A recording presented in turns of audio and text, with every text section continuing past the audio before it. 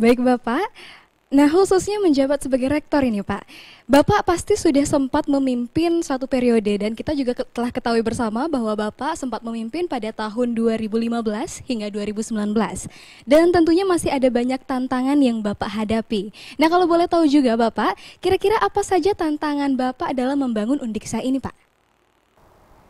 Ya, gini, kalau tantangannya tentu pasti pasti ada. Tapi kita yakin ya, dengan tantangan itulah kita akan termotivasi untuk bekerja lebih giat lagi, lebih keras lagi gitu ya. Nah, bagaimana caranya kita mengatasi tantangan ya? Kita harus membuat suatu perencanaan yang matang. Nah, kita harus membuat suatu perencanaan yang bagus dalam artian apa yang harus kita lakukan. Nah, oleh karena itu saya melakukan suatu rencana-rencana setiap tahunnya untuk mencapai target saya menjadi rektor pada periode itu. Itu saya membuat suatu perencanaan seperti itu. Ya. Baik, lalu selama 4 tahun menjabat sebagai rektor pada periode pertama, kira-kira apa saja strategi Bapak menjadikan Undiksa semakin baik, Bapak? Nah, kalau misalkan boleh saya mencuri informasi juga nih, Pak. Nah, kira-kira seperti apa milestone-nya, Bapak? Kita kan bisa akan bekerja dengan maksimal bila kita mendapat dukungan penuh dari warga Undiksa. Nah, itu yang pertama kan. Karena apa? Karena kalau satu dua orang aja yang nanti ini itu dia akan terus menyebarkan ini ya, itu akan mempengaruhi kinerja kita. Oleh karena itu saya bermimpi bagaimana agar semua orang bersama untuk membangun Undiksa ini. Oleh karena itu yang saya letakkan kegiatan di tahun pertama saya menjabat sebagai rektor itu yang saya sebut sebagai tahun tata kelola kelembagaan dan kebersamaan. Nah ini, mengapa kita lakukan itu? Karena harus baik dulu tata kelolanya, karena tata kelola inilah nanti akan menuntun langkah gerak kita selanjutnya. Nah maka di awal itu sudah kita menyusun suatu perubahan organisasi tata kelola OTK ya. Juga kita menyusun statuta. Ini yang menjadi istilahnya anggaplah undang-undang dasarnya daripada Undiksa itu. Ini kita lakukan dan sekarang ini sudah menjadi permen ya, artinya sudah ada persetujuan dari menteri, kita sudah memiliki tata kelola yang baru dan juga kita memiliki statuta yang baru. Nah terus bagaimana kita mengisi itu? Ini kita rencanakan di awal saya ya, karena untuk saya bergerak nanti, maka saya perbaiki tata kelola, saya harus bangun kebersamaannya. Nah ini memang pekerjaannya lumayan berat juga lah gitu ya, karena itu sudah sudah dunia mengakui, akademik mengakui kalau sudah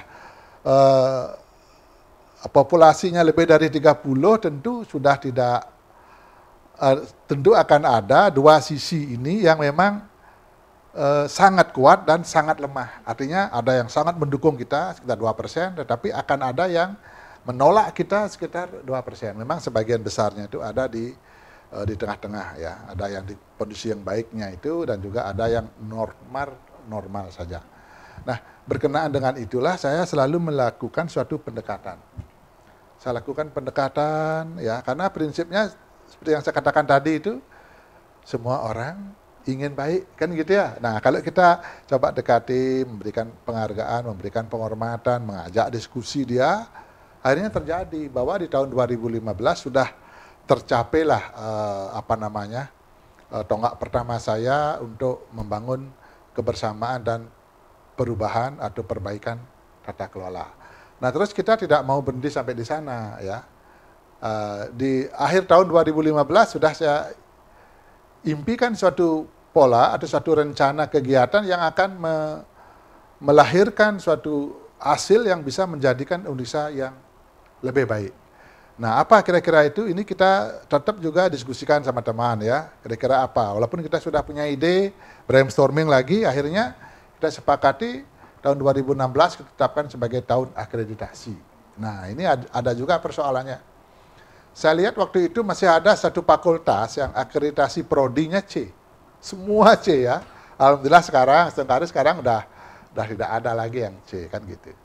Dan juga institusi kita masih masih B waktu itu. Saya sudah melihat, kalau saya B, saya akan sulit kerjasama dengan perguruan tinggi luar negeri. Karena juga kan kita berdiskusi dengan teman-teman rektor yang lain, karena kebetulan juga waktu itu kita sering ngobrol sama Pak Menteri ya. Maka ini yang menjadi target kita di tahun 2016 itu adalah bagaimana agar status akreditasi prodi minimal B. Nah, terus bagaimana agar status akreditasi institusi harus A. Nah, gitu ya. Sehingga tahun 2016 saya letakkan itu. Dan ini mungkin yang luar biasa ya, saya katakan luar biasa karena di periode saya pertama yang 4 tahun itu saya melakukan akreditasi institusi 2 kali. Nah, 2016, 2018. Dan akhirnya sekarang kan kita sudah bisa A kan. Nah, sudah unggul lah. Memang setiap orang tidak suka ranking, tetapi setiap orang ngecek the ranking. Ya. Everybody not that ranking, but everybody check the ranking kan gitu ya. Artinya kalau kita mau kerjasama, rankingnya kamu berapa kan gitu dia. Ini ya bersyukur kita ya bahwa kita sudah A dan ini diikuti terus pergerakan maju akreditasi ini oleh prodi-prodi ya. Sehingga sekarang tidak salah itu kita sudah ada 9 prodi yang terakreditasi unggul. Dan sekarang juga sudah ada 14 prodi yang mau reakreditasi. Itu dari mana dia datangnya? Kok dia mau? Dulu enggak, karena ya kebersamaannya ini. Nah ini, maka selalu saya tekankan, setiap saya berpidato atau memberikan arahan, kita harus tingkatkan. Kalau kita bisa tingkatkan kebersamaan kita lagi, mungkin kita tidak berjalan cepat, tetapi kita bisa berlari atau bahkan kita bisa meloncat. Artinya apa meloncat itu? Tidak harus kita menunggu 45 mencapai misi. Mungkin 2025 gitu kan. Itu kan loncatan-loncatan yang setahun seharusnya, yang 5 tahun seharusnya tidak sampai setahun. Nah ini semakin kuat kebersamaan kita dengan bekerja ikhlas, bekerja jujur, bekerja semangat. Saya yakin ini akan bisa terwujud. Gitu. Itu di tahun 2016. Saya lanjut. Iya, silakan ya. Bapak. Karena ini saya yang kerjakan kan saya ingat benar ya, masih terbayang ya. Karena apa? Mungkin karena bangganya saya ya. Terus 2017, sebelum Permen Ristek Dikti 20 2017 turun, kita sudah merancang, menginisiasi suatu rencana kegiatan untuk menjadikan kita baik itu adalah, kita masih lemah di jurnal. Waktu itu kita tidak ada punya jurnal nasional, tidak ada. Tapi Oktober saya ingat ya, anak-anak muda saya panggil, saya ajak ngobrol, saya mau begini. Ya Setengare memang dia bekerja baik. Sekarang kita sudah memiliki 120 jurnal. Kalau tidak salah 78 sudah terakreditasi nasional.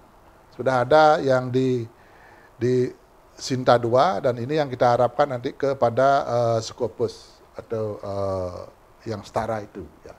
Ini kita akan inisiasi ke depan untuk nanti kita harus memiliki yang setara Skopus atau mungkin di Sinta 1. Nah kita memang sebenarnya tidak ada persoalan. Kalau perguruan tinggi kan sampai banyak ini ya penentangannya terhadap Permen 17 itu. Kalau di kita tidak ada persoalan ya. Permen 20 2017 itu di Undisa aman-aman saja karena kita sudah rancang ya di akhir tahun 2016 sudah kita panggil dokter, kita sudah ajak ngomong profesor akan begini ya. Akhirnya sekarang itu jurnal kita sudah banyak miliki, artikel yang berreputasi internasional juga sudah banyak kita miliki. Kalau tidak salah, kalau dulu hanya ada 22, 2016 itu ya. Sekarang itu kalau tidak salah 284. Termasuk hak kekayaan intelektual juga sudah luar biasa peningkatannya. Yang dari tidak ada. Ya, dan juga inovasi-inovasi yang memang atas kerja ikhlas, kerja cerdas semua setiap dosen kita. Ya inilah mungkin karena itu, karena kebersamaan dan enak juga dia bekerja karena kita selalu ikut ya. Kalau dia rapat, saya berusaha hadir, demikian juga dalam akreditasi, kalau ada pertemuan, ya kita hadir. Karena kita hadir saja walaupun tidak bekerja, itu adalah penghargaan kita. Ya, kita coba lakukan dengan dengan hati kita untuk selalu berbuat, berpikir, juga berkata untuk kebaikan ini. Terus 2018, ini kan karena kita akan reakreditasi institusi, maka hasil studi bandingnya kita kedua universitas itu ke Semarang dan ke Unsyah kalau tidak salah itu laporan yang saya terima walaupun tidak saya ikut ke sana, IT kita harus kuat gitu. Sehingga tahun 2018 saya letakkan sebagai tahun IT, ya tahun IT. Nah, dengan tahun IT ini artinya semua sistem-sistem yang masih dulu tercerai-berai gitu ya, anggaplah ada di Pasca, ada di Fakultas, ada di Puskom, mungkin ada di Rektorat, ini sudah menyatu dia. Dengan banyak sistem-sistem yang sudah dihasilkan. Boleh dikatakan saat ini kita sudah memiliki sistem, kalau kita ibaratkan sebagai rumah mewah itu sudah mewah sekali ya. Tinggal nanti selalu saya sampaikan kepada teman-teman dosen ya dan juga pegawai ini dan termasuk mahasiswa untuk sekarang mengisi biar rumah yang mewah ini betul-betul bermanfaat bagi kemaslahatan kita, bagi kenyamanan kita, bagi kemajuan dan kebaikan kita. Maka harus kita isi sistem-sistem yang sudah kita buat. Nah, di dalam ketercapaian 2018 inilah yang menyebabkan akhirnya kita bisa terakreditasi A ya dengan SK Menpan, Ban PT itu kalau tidak salah 22 Februari 2019. Kita unggul karena salah satu yang paling kuat itu adalah IT kita sudah bagus.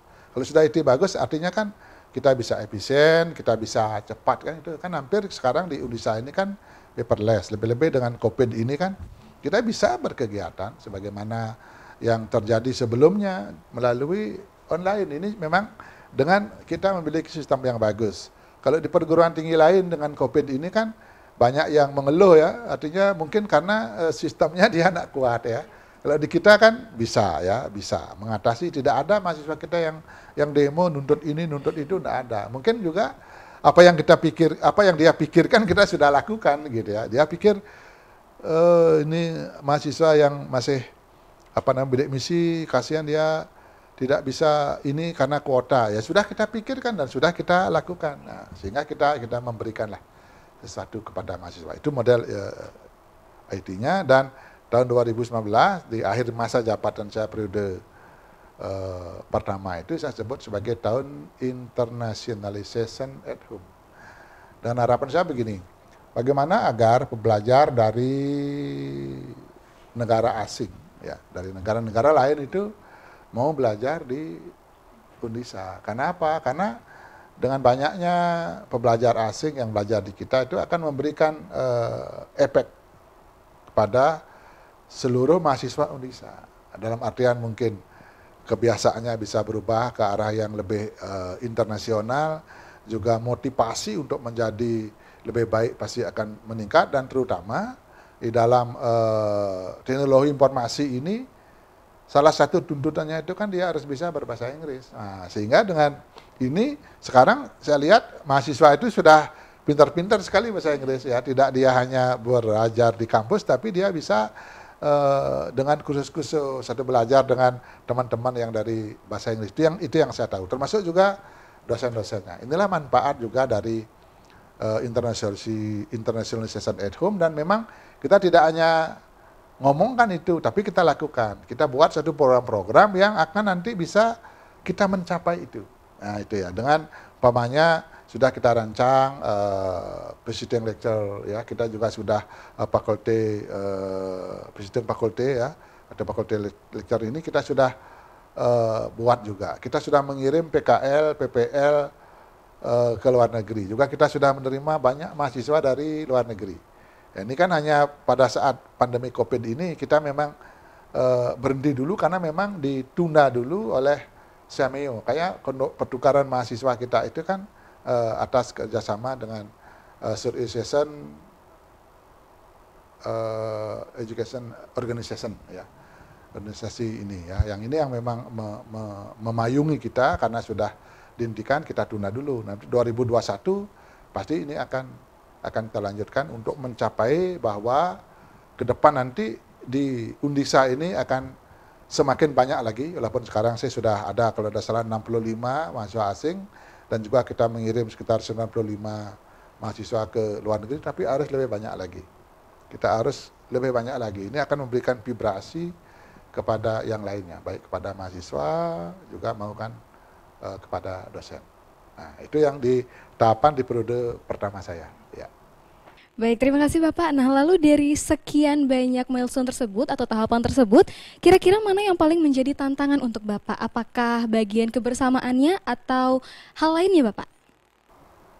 Begini, kalau tantangannya itu kan memang berbeda-beda ya, artinya tidak sama tantangannya dari setiap milestone itu. Anggaplah dalam kebersamaan, tantangannya tidak sama dengan saya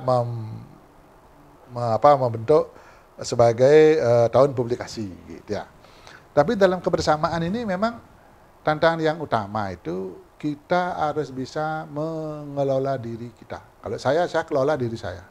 Saya bertentangan pada emosi-emosi saya. Terus saya tentang dia. Kalau dia mau emosi saya terus rendahkan. Nah, saya rendahkan akhirnya kita istilahnya sekarang ya Pak Presiden belusukan ya saya juga belusukan. Boleh tanya itu, saya WA, yang mau sudah syukur saya. Mau berkomunikasi, dia ketemu, saya ulurkan tangan, saya ajak jabat tangan, mau. Ya mungkin adik kan tidak tahu, memang ada peristiwa, dan ini harus saya lakukan. Tapi dengan hati yang tulus, hati yang jujur itu memang akan menyentuh hatinya. Gitu ya. Ini mungkin boleh saya jelaskan begini ya, terkait dengan tantangan ini. Sesungguhnya bisa jadi tidak akan ada tantangan bila kita tebarkan dengan sungguh-sungguh energi positif. Kalau kita berpikir baik saja tidak ada. Contohnya begini ya, saya tidak ngerti juga, bukan sombong ya, ini hanya cerita-cerita santai aja. Ada teman-teman jalan-jalan dia di pagi hari kok digonggong katanya sama anjingnya, sama anjing orang gitu ya. Tapi saya ikut nimbrung jalan-jalan, tapi tidak ada anjing yang menggonggong. Dia katakan, kalau sama Pak Nyoman, kenapa kok tidak ada anjing yang gonggong ya? Mungkin kita tidak dilihat. Saya bilang itu sambil guyon aja. Tapi dalam hati saya, ya kalau anjing memang kerjanya menggonggong ya mau apa kan gitu. Itu saya pikirnya begitu, sehingga saya memang tidak memikirkan anjing saat saya jalan gitu ya.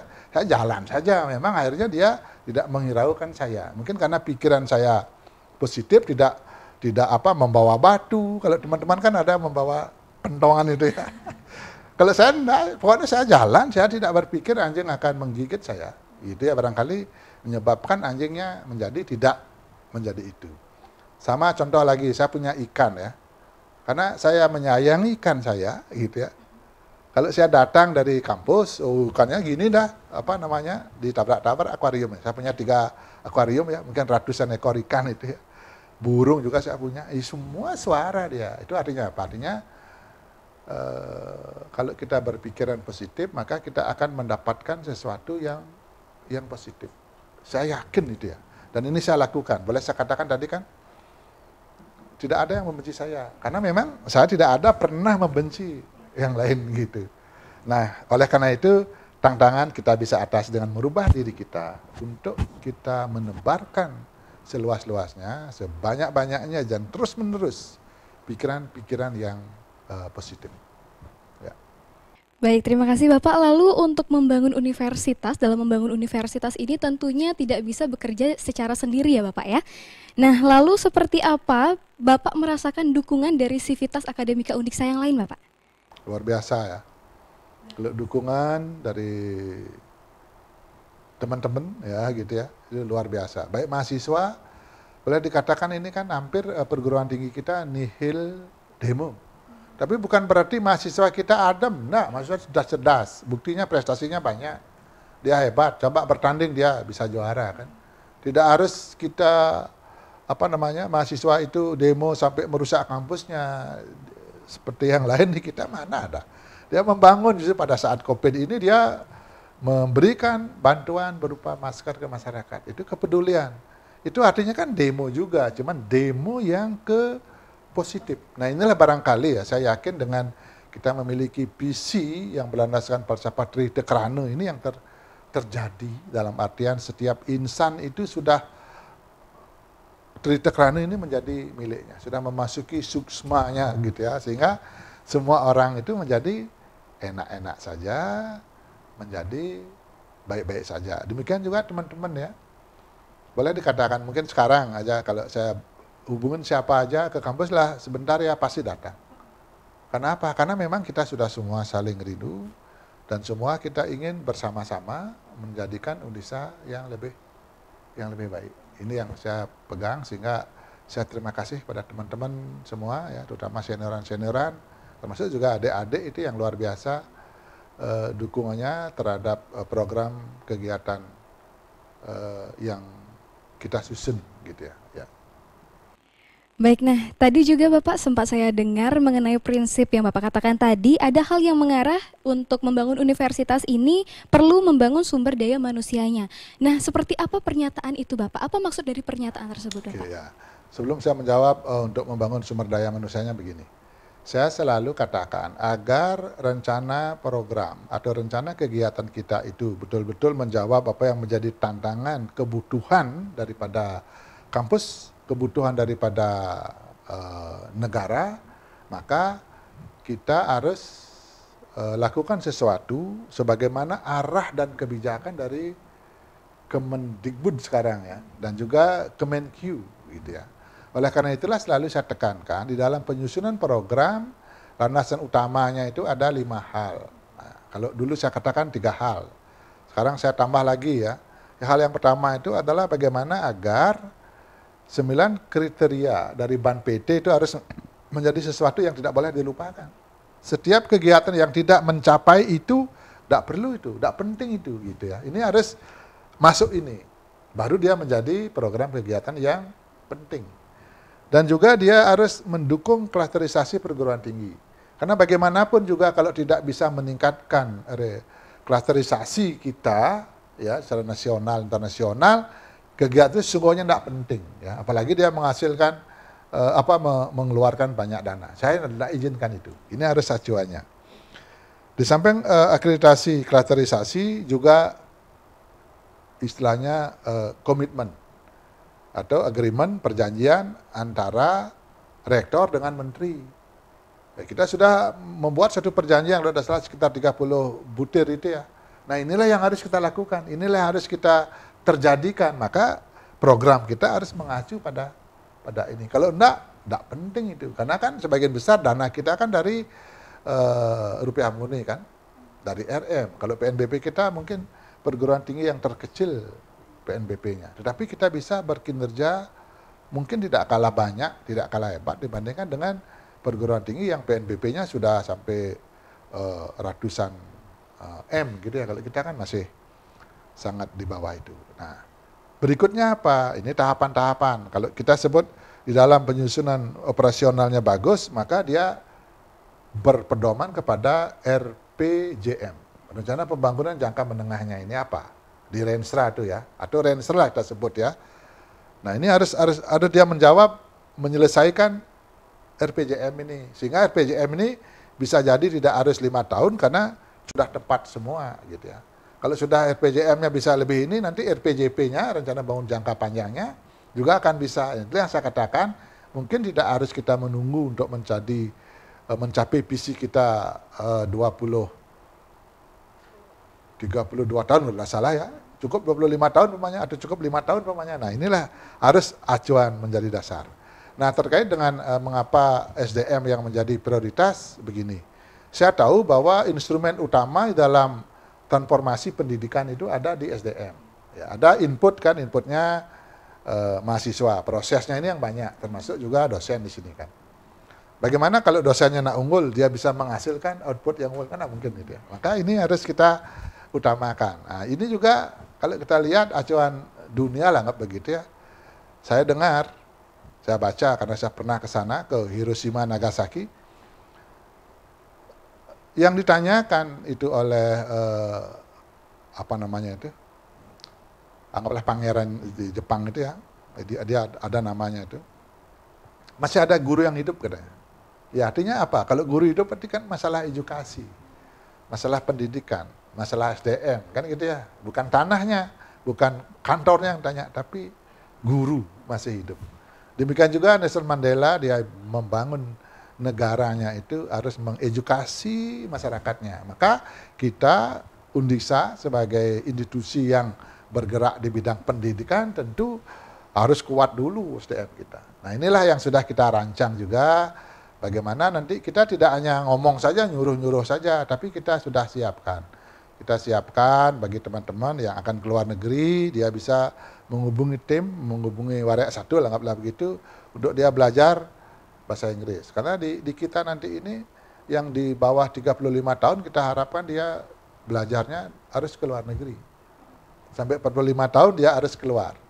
Di atasnya itu baru ke Undisa. Bukan berarti Undisa lebih jelek dari yang lain, tidak. Mungkin Undisa juga tidak kalah hebat, tetapi namanya inbreeding itu kan tidak bagus. Dia harus keluar. Nah, intinya begini, kita memang harus bersemangat terus menjadikan SDM kita itu adalah komponen yang unggul. Karena setelah dia unggul, barulah dia akan bisa mencetak atau menghasilkan output yang kompeten, berkarakter, dan memiliki daya saing. Ini memang dari instrumental input ini, ya baik kurikulumnya, mungkin pembiayaannya, sarana prasarananya masuk di sini, fasilitas yang lainnya, dan terutama adalah dosennya ini. Bagaimana dia mendidik yang baik. Ya, kalau mengapa saya sebut mendidik? Karena saya tidak ingin dia mengajar, tapi dia mendidik yang baik. Kan tidak harus transfer of knowledge saja, tapi bagaimana dia membangun semangat mahasiswa itu untuk dia sebagai pembelajar. Dia di rumah dia juga belajar, dimanapun dia juga belajar. Sehingga kan dengan begitu akhirnya tidak akan mencapai 100%, tapi bisa 120% dia capai. Karena dia terus gini ya, sudah istilahnya kan motivasi diri atau motivasi dari dalam itu sudah tidak akan ada yang menandingi. Karena tanpa disuruh dia sudah belajar, mungkin kalau disuruh ngapain yang lain dia tidak mau, sebentar Bu, saya masih belajar, gitu dia kan. Dibandingkan jejali dia otaknya semamput, dia stres, tidak akan bisa masuk semua, gitu. Baik, setuju saya Bapak. Nah, selanjutnya, apakah Bapak sudah merasa puas dengan hasil yang telah dicapai pada periode pertama ini, Bapak? Begini, kalau persoalan puas, gini ya, saya yang jelas bangga, gitu. Artinya dengan prestasi atau capaian-capaian yang kita anggaplah capai pada saat ini. Anggaplah seperti yang saya katakan tadi, bagaimana kita yang dulunya C, sekarang sudah B, sudah banyak yang A, reakreditasi lagi 14 gitu ya. Dulu tidak kita miliki jurnal nasional, sekarang sudah sampai 78 yang terakreditasi nasional, inisiasi ke internasional, ke Scopus sudah ada. Terus juga artikel yang menjadi anggaplah menara ya bagi perguruan tinggi itu luar biasa ya. Kalau tidak salah sekarang itu sudah ada 284. Dan juga prasarana yang ini selalu kita ciptakan untuk yang berstandar lebih bagus. Artinya sudah kita rancang gedung-gedung kita berstandar internasional. Nah, seperti umpamanya kita mendapatkan 2 buah asrama, itu sudah disusun oleh tim kita untuk yang lebih comfortable lah, gitu ya. Demikian juga gedung yang kita sudah usulkan, kita rancang itu semua berstandar internasional. Nah, itu memang capaian-capaian kita. Tetapi kalau persoalan puas, kita memang harus bekerja lebih giat lagi. Karena sesungguhnya untuk mengukurnya itu kan pada ketercapaian visi kita. Kalau sudah kita unggul di Asia, mungkin nanti baru kita katakan puas pada periode itu. Artinya periode visi itu ya. Oleh karena itu begini, kata-kata puasnya kita tunda, tetapi kata bangga terhadap prestasi harus kita dengungkan untuk apa? Untuk menyemangati kita berprestasi yang lebih banyak lagi dan berprestasi yang lebih baik lagi. Nah, itu yang saya jawab ya tentang soal kepuasan itu. Yang jelas saya bangga, ya saya bangga. Karena ini saya masih lagi terus bergerak ini ya, berarti saya belum puas kan gitu ya. Tapi saya tidak boleh mengatakan saya belum puas. Orang sudah sekian, ya capaian-capaian kita sudah melebihi target. Ini ada, anggaplah saya sampaikan di sini ya, seperti key performance indicator kita itu sudah mendapat pengakuan juga, karena capaiannya itu kinerja kita di tahun 2018 itu kan 120%. 2019 hasil evaluasi yang saya dapat 2 hari yang lalu hampir 130%. Ini ada peningkatan terus.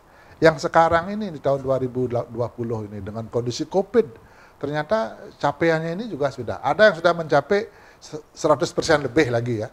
Itu masih ada sisa 8 bulan. Sekarang udah dia capai seperti yang di bagian penelitian itu ya. Ini sehingga bekerja semua, bergerak semua ya. Yang saya tahu karena itu lapornya sudah masuk ke saya.